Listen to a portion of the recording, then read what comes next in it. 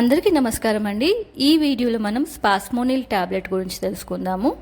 ఈ టాబ్లెట్లో డైసైక్లోమిన్ hydrochloride 20 milligrams ఉంటుంది. డైసైక్లోమిన్ అనేది యాంటీకోలినర్జిక్ అంటే శరీరంలో ఉన్న స్మూత్ మజిల్స్ కండరాలను రిలాక్స్ చేయడానికి సహాయపడుతూ ఉంటుంది. ఈ స్మూత్ మజిల్స్ అనేవి ఎక్కువగా కడుపు భాగంలో, చిన్న పేగు, పెద్ద పేగు, మూత్రాశయం, గర్భసంచిలో ఉంటాయి.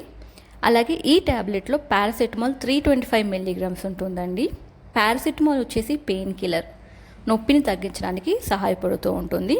సో స్పాస్మోనిల్ ట్యాబ్లెట్ వచ్చేసి ఎవరికైతే కడుపు నొప్పితో బాధపడుతున్నారో అలాంటి వారికి, కడుపులో పట్టేసుకున్నట్టు ఉండడం, కడుపు తిమ్మిర్లో ఉండడం, అలాగే కిడ్నీ స్టోన్స్ ఉన్నప్పుడు వచ్చే నొప్పి కానివ్వండి, చిన్న పేగు పెద్ద పేగులో ఏదైనా ఇబ్బంది ఉన్నప్పుడు, మెన్స్ట్రుయేషన్ అంటే పీరియడ్ సమయంలో వచ్చే నొప్పిని తగ్గించడానికి, ఇరిటబుల్ బోవెల్ సిండ్రోమ్లో ఈ ట్యాబ్లెట్ ఉపయోగించమని డాక్టర్ సజెస్ట్ చేస్తూ ఉంటారు.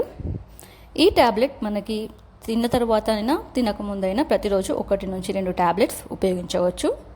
దీని ధర సుమారు 30 రూపాయల వరకు ఉంటుందండి. సిప్లా కంపెనీ వాళ్ళు ఇది మ్యానుఫ్యాక్చర్ చేస్తూ ఉంటారు. సైడ్ ఎఫెక్ట్స్ చాలా తక్కువగా ఉంటాయి, కానీ కొందరికి తలనొప్పి ఉండడం, కళ్ళు తిరగడం, నిద్ర లేకపోవడం, గాబరవ్వడం, నోరంతా ఎండిపోయినట్టు ఉండడం, వీక్గా ఉండడం, ఇలాంటి సైడ్ ఎఫెక్ట్స్ చూస్తూ ఉంటాము. ఎవరు ఈ ట్యాబ్లెట్ ఉపయోగించకూడదు?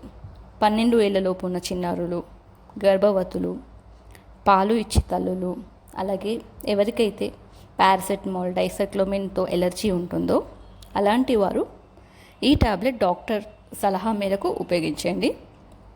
ఇది అండి కంప్లీట్గా స్పాస్మోనిల్ ట్యాబ్లెట్ గురించి ఇన్ఫర్మేషన్. ఈ వీడియో మీకు నచ్చినట్లయితే అందరికీ షేర్ చేయండి. అలాగే మన ఛానల్ని సబ్స్క్రైబ్ చేసుకోండి. Thank you.